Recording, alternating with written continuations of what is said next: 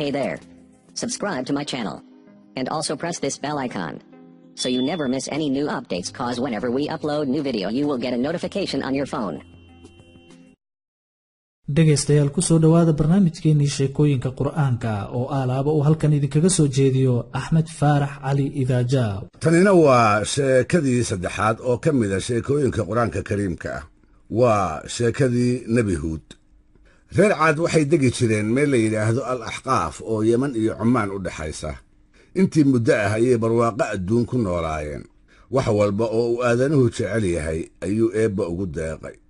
markaas bay ila biyaale meel kasta ka jeexdeen oo dhulkii abuurteen. beero qurxa badan ayay samaysteen. waxay dhisteen aqallo waaweyn oo ay degaan. intaa waxaa u dheerayd awood xagga oogada ah iyo xoog dheeraad ah oo aan uunka kale la wadaagin. ha yeeshee marna isma ay weydiin halka ay barwaaqadaasi uga timid iyo abuurkoodu meesha uu ku asal leeyahay. garaadkoodu wuxuu siiyey inay samaystaan sanamyo ay u sujuudaan, sanamyo ay ku mahadiyaan haddii ay khayr helaan, markii ay dhibaata soo food saartana ay gargaar weydiistaan. intaa ka sokow waxay fasahaadiyeen arladii Eebbe. koodii xoogga lahaa wuxuu gumaystay koodii taagta daraa, koodii weynaana wuxuu ku tuntay koodii yaraa. dabadeed si uu kuwa awoodda haysta u hanuuniyo, kuwa taagta daranna uu ugu hiiliyo, isla markaana uu guud ahaan aadanaha uga daweeyo aqoongaabnida indhaha tirtay. si uu intaasba u suuro geliyo ayuu Eebba doonay inuu qoladaa u diro rasuul iyaga ka dhashay, rasuul ay afgaranayaan, sida ay u hadlayaan ula hadlaaya, ilaahoodii abuuray ugu yeeraya, baadinimada ay ku sugan yihiinna u caddaynaya. taasina waxay ka mid tahay naxariista Eebbe iyo deeqdiisa xaddiga weyn. Huud wuxuu ahaa nin reerkooda ugu laandheeraysan, ugu akhlaaq wanaagsan, ugu dulqaad badan oo ugu dabeecad wacan. sidaas buu Eebba ugu doortay inuu xambaaro fariintiisa una fidiyo diintiisa. waxaa xil looga dhigay inuu hanuuniyo caqliyadaa baadiyoobay ee waddadii toosnayd ka leexday. amarkii la faray ayuu yeelay. gudbinta fariintii uu Eebba u soo dhiibay ayuu dhabarka u ritay. wuxuu hub ka dhigtay nin walba oo xilkaas oo kale dusha ku qaadaa waxa ay tahay inuu ku hubaysnaado. oo maxay yihiin? kini adayg buuraha dhaqaajin kara iyo dulqaad uu aqoonlaawayaasha kaga guulaysan karo. dibadda ayuu isa soo dhigay, isaga oo sanamyadooda diidaya, caabudkoodana ku ceebaynaya. wuxuu ku yidhi, tolow maxay yihiin dhagaxdan aad qoraysaan ee aad caabudaysaan, isla markaasna aad kaalmada ka jeeqaaqaysaan? awoodda ay leeyihiin maxay tahay? maxayse tari karaan? dhib miyay celin karaan? dheefsa ma hidin karaan? wax aan khayr idiin keeni karin, sharna idinka dabaali karin, sidee ba idin u caabudaysaan? sow taasi caqligiinna iyo karaamadiinna quursi kuma aha. waxaa jira Eebba qurah oo mudan inaad caabuddaan, rabbi keliya oo ay tahay inaad xaggiisa u jeensataan. isaga ayaa idin abuuray, idinna arsaaqa. isaga ayaa nolosha idin siiyey, mar dambana idin oofsan doona. waa ilaaha arlada idiin gacan geliyey ee waxa aad cunaysaan idinkaga soo saaray. ooga xoog iyo caafimaad qabta ayuu haddana idin siiyey, xoolahana wuu idin badiyey. ilaahaas baa mudan in la caabudee, isaga uun rumeeya. ka digtoonaada xaqa inaad indhaha ka qarsataan ama aydun Eebbe ku kibirtaan. waanadayda haddii aad diiddaanna waxaa idinku dhici doona wixii ku dhacay qoladii Nuux oo xilligoodii aanu waxba idinka durugsanayn. erayadaa kolkuu ku lahaa, Huud wuxuu filaayey meel fog oo dareenkooda ah inay ku dhici doonaan, dabadeedna ay rumayn doonaan. ama ay inta caqligooda u gudbaan ay ka fakarsiin doonaan, dabadeedna ay hanuuni doonaan. ha yeeshee waxay kala hor yimaadeen wejiyo maahsan iyo indho wareersan. oo maxaa ugu wacnaa? waxay ka maqleen hadal aanay weligood maqlin iyo war maalintaas ka hor aan dhagahooda ku dhicin. waxay yidhaahdeen, Huudow, waxaan aad ku hadaaqaysaa maxay yihiin? sidee baad nooga doonaysaa inaan caabudno ilaah keliya oo aan cid kale wax la wadaagin? sow ma ogid sanamyadan waxa aan u caabudaynaa inay tahay inaan Eebbe ugu dhowaanno oo ay weliba agtiisa nooga shafeecaan. markaas buu ugu jawaabay, tolow, eebba waa mid qura, cidina mulkigiisa iyo awooddiisa lama wadaagto. cibaadada runta ah isaga uunbaa mudan. waa ilaah dhow oo aan fogayn, wuxuu ka dhow yahay xawlmariidada. haddii ay idinla tahay inaad sanamyada eebbe ugu dhowaanaysaan amaba ay agtiisa wax idinkaga tari karaan, waad habowsan tihiin. mugdi unbaad gudaysaan. tolow, sanab caabudku eebbe waa idinka fogaynayaa. taasina waxay muujinaysaa aqoon la'aantiinna, inkastoo ay idinla tahay inaad wax garanaysaan. iyagiina intay ka sii jeesteen nebi huud ayay ku yidhaahdeen, waxaa tahay nin garaadkiisu gaaban yahay oo weliba aan miyir fiicnayn. waxa aannu caabudayno ee aannu aabbayaasheen ka soo gaarnay sidee baad u ceebayn karaysaa? midda kale, adigu maxaad annaga naga tahay? maxaadna dheer tahay? sida aannu wax u cunno ayaad wax u cuntaa, sida aannu u noolnahay si la mid ahna waad u nooshahay.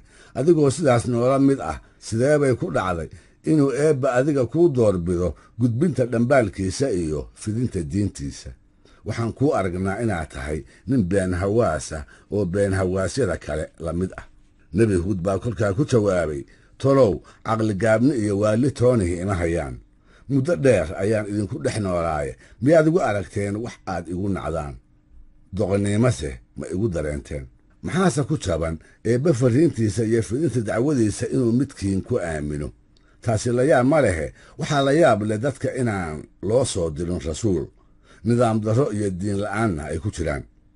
kollay anigu inaad i rumaysaan ka quusan maayo, maangaabyadiinnuna samirkayga ma dhaawici karaan. haddii aydun caqliyadiinna iyo maskaxdiinna ka fakarsiisaan, waxaa idin caddaanaysa kelinnimada eebbe, hannaanka la yaabka leh ee cirka iyo dhulka, abuurta amankaagga leh, falagga meeraaya iyo xiddigaha iftiima. sidaas yeela oo eebba rumeeya, dembi dhaafna weyddiista, si ay diriirradu idinkugu hooraan, xoolihiinna xoola la idinkugu daro, xooggiinnana xoog la idinkugu kordhiyo. gaalnimaha ku adkaysannina, hana iga sii jeensannina. waxaad ogaataan geerida kadib in la idinsoo saari doono. ruuxii samafala naftiisa ayay u roon tahay, kii xumi shaqaystana waa laga goyn doonaa. naftiinna wax u horumarsada, aakhiradiinnana wax u diyaarsada. waa ikaas oo anigu farriintii eebbe idinsoo gaarsiiyey. waxa aan idinkaga digayaana cadaabkiisa hoogga iyo ba'a huwan. markaas bay waxay ku yidhaahdeen, shaki kuma jiro huudow, ilaahyadayada mid ka mid ahi inuu kuu cadhooday, dabadeedna ku waalay oo iskaa daba mariyey, caqligiina kaala tegey. haddii aysan sidaas ahayn, maxay yihiin erayada aan macnaha lahayn ee aad ku hadaaqaysaa? erayada maskaxdaada uun ku jira ee aan meel kale dunida laga aqoon. bal muxuu yahay dembidhaafka roobka lagu helo, xooluhu ku bataan, xoogguna ku kordho? waa maxay maalinta qiyaame ee aad ku andacoonaysaa in nala soo saari doono kadib markaannu noqonno lafa duugoobay oo dhammaaday? waxa aad sheegaysaa waa wax aan dhici karin. noloshan adduunyada ah waxaan ahayni ma jiraan. waannu dhimanaynaa, waannu noolaanaynaa, wax aan waayaha ahayn oo nalaynayaana ma jiraan. midda kale, muxuu yahay cadaabka aad noogu goodiyeysaa ee aad filaysaa inuuna haleeli karo? hadalkaaga u hoggaansami mayno, caabudka ilaahyadana ka hari maynee. haddii aad run sheegayso, soo daa waxa aad noogu dhaaranayso ee aad noogu goodiyeyso. nebi huud kolkii uu hubsaday sida madax adayga leh ee ay xaqa u diidan yihiin, ayuu ku yidhi, ilaah baa igu og inaan dhab u dadaalay oo si walba farriintii uu ii soo dhiibay aan idinku soo gaarsiiyey. sidaas baanna ku wadi doonaa. danna ka geli maayo guulguulkiinna iyo goodigiinna. ilaah baan tala saartay, ilaaha aniga iyo idinkaba ilaaha inoo ah, oo wax waliba ay awooddiisa ku jiraan. rabbigay wuxuu ku sugan yahay waddada xaqa ah ee toosan. siduu ku ballanqaaday, nebi huud kama daalin inuu farriinta eebbe qoladiisa u gudbiyo. iyaguna kama waantoobin madax adaygoodii gaalnimada u horseeday. sidaas waxay ahaadaanba, maalintii dambe ayay arkeen daruur madow oo cirka isku ballaadhisay. giddigood intay meel bannaan isa soo tubeen ayay u indha taageen oo ku farxeen. waxay is yidhaahdeen, waxaa muuqata hogal daruura oo noo da'i doonta. way isu diyaariyeen, beerahoodiina abuurkii bay ku rideen. ha yeeshee huud baa u sheegay war ay moogaayeen. wuxuu ku yidhi, waxaa idiin muuqdaa daruur roobaad iyo naxariis midna ma aha. waa dabayl cadaabeed oo ah wixii aad rabteen in la idiin soo dedejiyo. wax yar kadibba waxay arkeen wax naxdin iyo cabsi ku riday. waxay arkeen qalabkoodii iyo xoolihii lamadegaanka u daaqaayay oo hawada dhex heehaabaya. waxaa sidata dabayl xoog badan oo neef walba iyo shay kasta meel fog ka tuuraysa. argagax iyo baqdin ay la gariireen ayaa ka meel waayey. waxay u carareen aqalladoodii, hoos bayna ka xirteen, iyaga oo moodaya inay sidaa ku nabadgeli doonaan. ha yeeshee balaayada dhacday waxay ahayd mid guud oo aan cidina ka fakan karin. dabayshii ayaa ciiddii lamadegaanka kor u xambaartay, waxayna sidaas ahayd 7 habeen iyo 8 maalmood oo isxiga. iyagoo meyd wada ah ayay noqdeen wax dhulka daadsan. waxay u ekaadeen geeda timireed oo qalalay jirdahood. mar qura ayay arlada dusheeda ka idlaadeen. mar qura ayay bogagga taariikhda ka tirtirmeen. rabbigaa dadka gardarro kuma ciribtiro, iyaga oo aan dembiilayaal ahayn oo wax hagaajinaya.